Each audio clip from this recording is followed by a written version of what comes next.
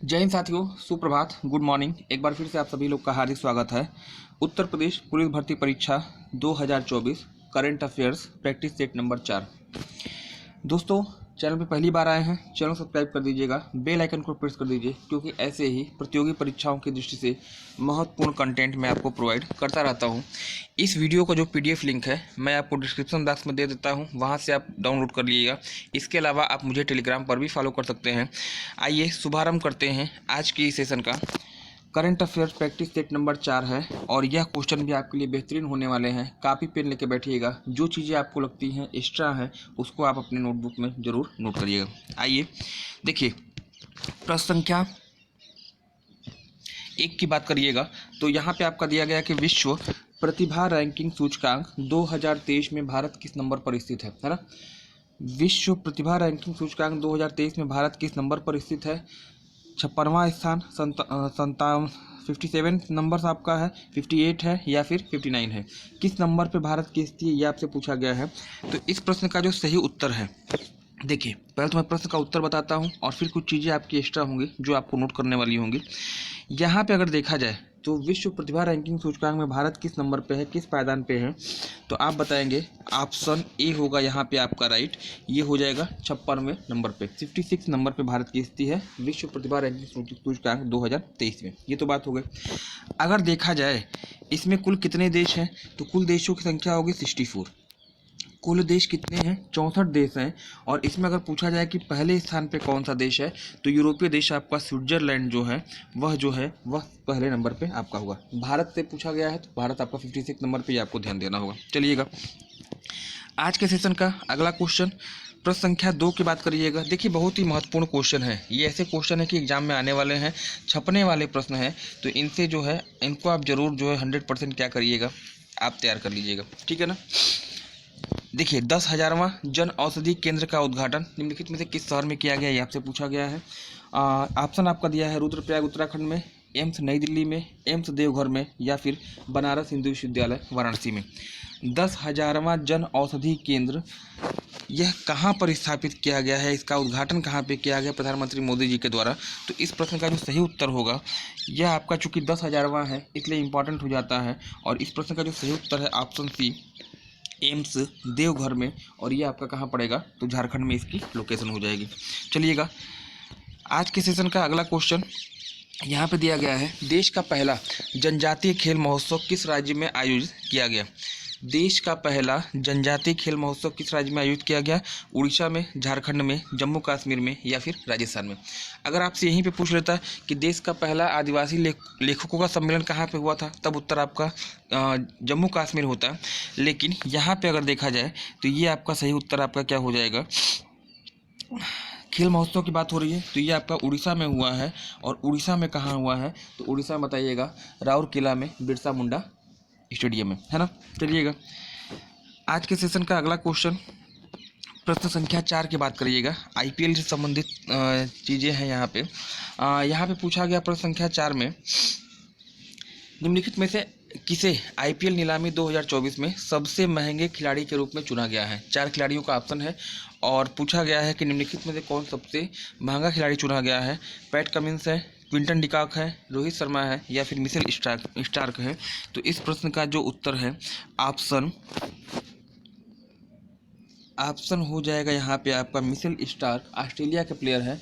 24.5 करोड़ जो है ये इनका क्या है, प्राइज है। सबसे अधिक महंगे खिलाड़ी आपके यही हैं। सेकंड नंबर पे अगर आपसे पूछ दिया जाए तो आपके पैट कमिंस से, ये भी आपके ऑस्ट्रेलिया से बिलोंग करते हैं। चलिएगा प्रश्न संख्या 5 की बात करिएगा तो यहाँ पे आपका दिया गया है प्रश्न संख्या 5, हाल ही में किस राज्य ने विजय हजारे ट्रॉफी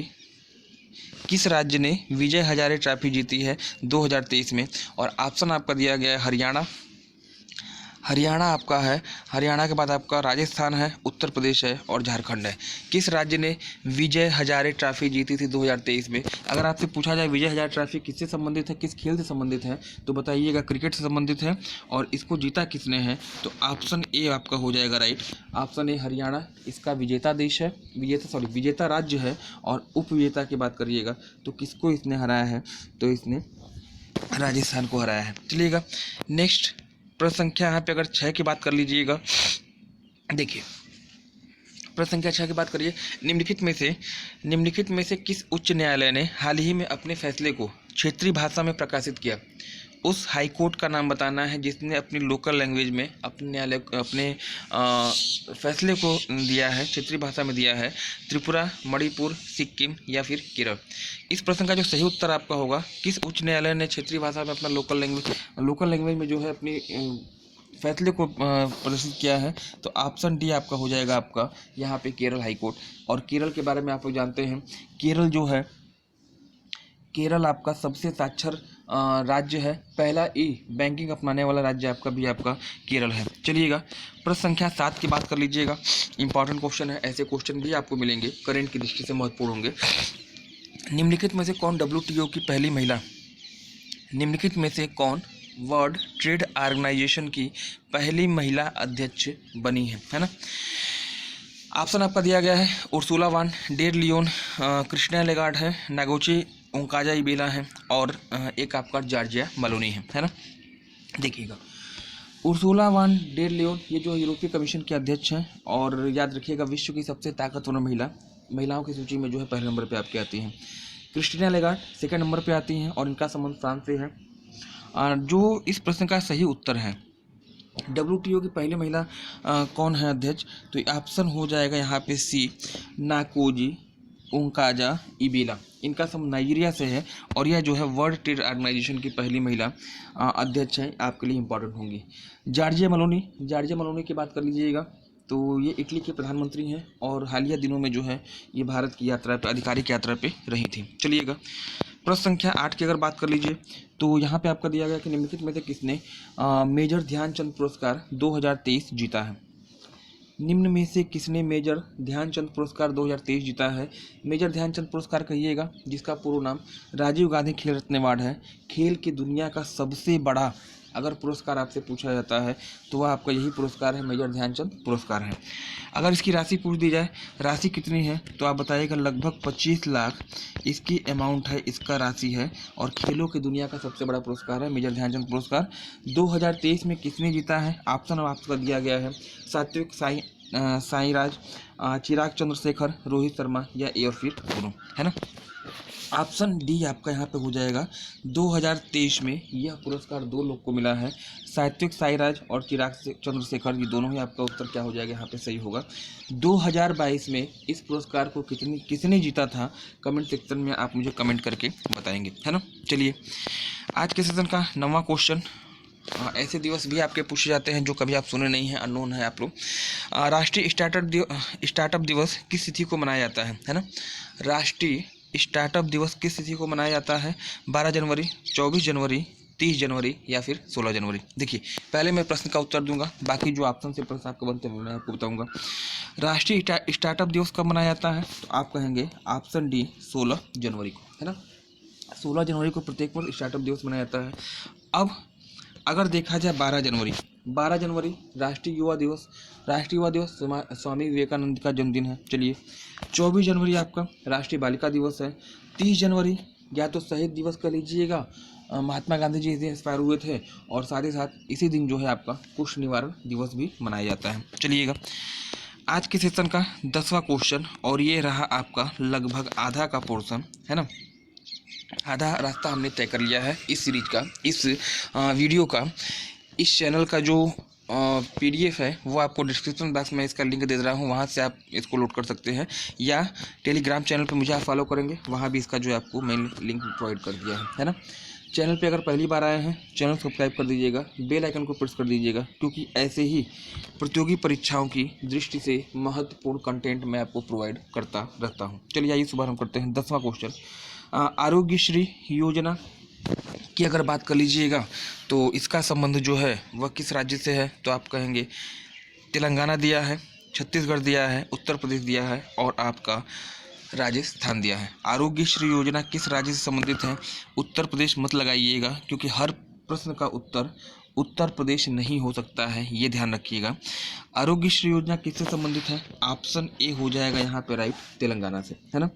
इसके अलावा कुछ मैं और योजनाएं मैं आपको बता दूं, जैसे अगर उत्तर प्रदेश की बात करिएगा तो उत्तर प्रदेश की अगर बात करिए तो 1 डिस्ट्रिक्ट 1 प्रोडक्ट एक जिला एक उत्पाद योजना 2018 बांदा से इसका आरंभ हुआ था। वन डिस्ट्रिक्ट वन स्पोर्ट्स, ये भी उत्तर प्रदेश की योजना है। ठीक है, लाडली बहन योजना का संबंध किससे है? तो लाडली बहन योजना आपका संबंधित है एमपी से, मध्य प्रदेश से है। तो ये कुछ ऐसी योजना है जो कि कभी कभार आपसे एग्जाम में बन सकती है। चलिए 11वां क्वेश्चन, प्रश्न संख्या 11 की अगर आप बात कर लेते हैं तो यहाँ पे आपका दिया गया है फीफा वर्ल्ड कप 2022 विजेता कौन है? फीफा वर्ल्ड कप 2022 विजेता कौन है? फ्रांस है, इटली है, फ्रांस, अर्जेंटीना, ब्राज़ील या फिर जर्मनी, है ना। फीफा वर्ल्ड कप 2022 का जो आयोजन होता है वह कहाँ पे होता है?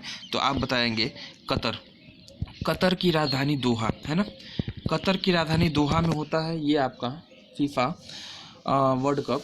और इसका जो विजेता है, विजेता उपविजेता दोनों याद रखिएगा। विजेता देश कौन है? आप कहेंगे अर्जेंटीना। उपविजेता कौन है? इसने हराया था, फ्रांस को हराया था, है ना। फ्रांस को इसने हराया था। अर्जेंटीना के लियोनेल मेसी को याद रखिएगा। लियोनेल मेसी से प्रश्न आपका बनने वाला है। अर्जेंटीना के सुपरस्टार फुटबॉलर रहे हैं। सबसे बड़ा पुरस्कार फुटबॉल का होता है बैलन डी अवार्ड, इनको मिला। विश्व कप गोल्डन बॉल पुरस्कार इनको मिला है। एथलीट ऑफ द ईयर पुरस्कार इन्हीं को मिला है, लियोनेल मेसी को मिला है ना। तो अर्जेंटीना से आपका प्रश्न आपका बनने वाला है। फिर आज विजेता कौन है? अर्जेंटीना। चलिएगा आज के सेशन का 12वां क्वेश्चन देखिए, यहाँ पे दिया गया है विश्व वन्यजीव दिवस किस तिथि को मनाया जाता है? तो 1 मार्च, 2 मार्च, 3 मार्च या फिर 4 मार्च, 21 मार्च ना। विश्व वन्य जीव दिवस की बात हो रही है, विश्व वन्य जीव दिवस की बात हो रही है। किस तिथि को मनाया जाता है? 1 मार्च, 2 मार्च, 3 मार्च या फिर 21 मार्च। इस प्रश्न का जो सही उत्तर है, वन्य जीव की बात हो रही है, वन की बात नहीं हो रही है। ऑप्शन यहाँ पे हो जाएगा आपका राइट 3 मार्च, है ना। 3 मार्च को जो है 3 मार्च को विश्व वन्य जीव दिवस मनाया जाता है ना। चलिए तो आपका उत्तर हो जाएगा 21 मार्च को। तब क्या है? 21 मार्च को जो है आपका विश्व वन दिवस है, फॉरेस्ट है, वानिकी दिवस कहिएगा, आपका 21 मार्च है। कई दिवस आपके पढ़ते हैं।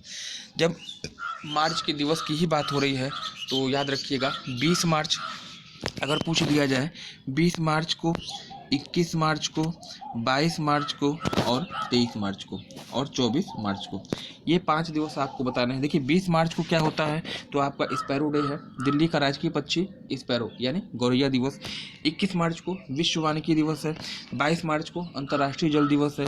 23 मार्च विश्व मौसम विज्ञान दिवस है। 24 मार्च की अगर बात कर लीजिएगा तो विश्व तपेदिक दिवस है। तो ये तो आपके मार्च के आपके हो गए क्या? दिवस हो गए। आज के सेशन का 13वां क्वेश्चन और एक इम्पॉर्टेंट क्वेश्चन होगा आप लोग के लिए। पूछा गया है, एक आत्मकथा का नाम है शेर जिसने चांदनी पी ली, किस प्रसिद्ध हस्ती की आत्मकथा है? शेर जिसने चांदनी पी ली किस प्रसिद्ध हस्ती की आत्मकथा है, यह आपसे पूछा गया है। हरिवंश राय बच्चन, चंद्रधर शर्मा गुलेरी, एस सोमनाथ या फिर एपीजे अब्दुल कलाम। देखिए अभी हाल ही के दिनों में चंद्रयान का जो है लैंडिंग हुआ, सेफ लैंडिंग हुआ था, सफल लैंडिंग हुआ था 23 अगस्त को। और 23 अगस्त को आपका मनाया जाता है क्या? राष्ट्रीय अंतरिक्ष दिवस, है ना। अच्छा, इसके जो लीडर थे, जो कह लीजिएगा जो लीड कर रहे थे इस अभियान को, वो आपके कौन थे? इसरो के चेयरमैन एस सोमनाथ। चर्चा में थे एस सोमनाथ और इन्हीं की जो प्रसिद्ध आत्मकथा है जो अभी मैंने आपको बताई, शेर जिसने चांदनी पी ली, किसकी आत्मकथा है? तो उत्तर आपका हो जाएगा एस सोमनाथ, जो कि इसरो के क्या है? वर्तमान चेयरमैन। चलिएगा आज के सेशन का 14वां क्वेश्चन जो आपका यहाँ पे दिया गया है, विश्व महिला मुक्केबाज चैंपियनशिप, विश्व महिला मुक्केबाजी चैंपियनशिप 2023 का आयोजन कहाँ पे हुआ था? डरबन दिया है, ताशकंद दिया है, नई दिल्ली दिया है और बर्लिन दिया है ना। देखिए विश्व महिला मुक्केबाजी की यहाँ पे बात हो रही है। जब महिला की बात होगी तो पुरुष की भी बात होगी। फिलहाल मैं पहले प्रश्न का उत्तर देता हूँ, फिर आपको उत्तर बताऊंगा पुरुष का, है ना। देखिएगा महिला मुक्केबाजी कहाँ पे हुई है? तो इसका जो सही उत्तर है ऑप्शन सी, नई दिल्ली, भारत में इसका आयोजन किया गया था वर्ष 2023 में। और इस मुक्केबाजी में जो है भारतीय मुक्केबाजों ने 4 गोल्ड मेडल जीते थे, ये भी आपको ध्यान देना होगा। ये तो महिलाओं की बात हो गई। अगर आपसे पूछ दे कि विश्व पुरुष मुक्केबाजी का आयोजन कहाँ पे हुआ है, तो वह उज्बेकिस्तान की राजधानी ताशकंद में हुआ था, 2023 में हुआ था। दोनों चीज़ आपके लिए नोट करने लायक होंगे, ये आपको देख लीजिएगा। चलिएगा आज के सेशन का 15वां क्वेश्चन यहाँ पे आपका दिया गया है, 15वां और अंतिम क्वेश्चन, है ना।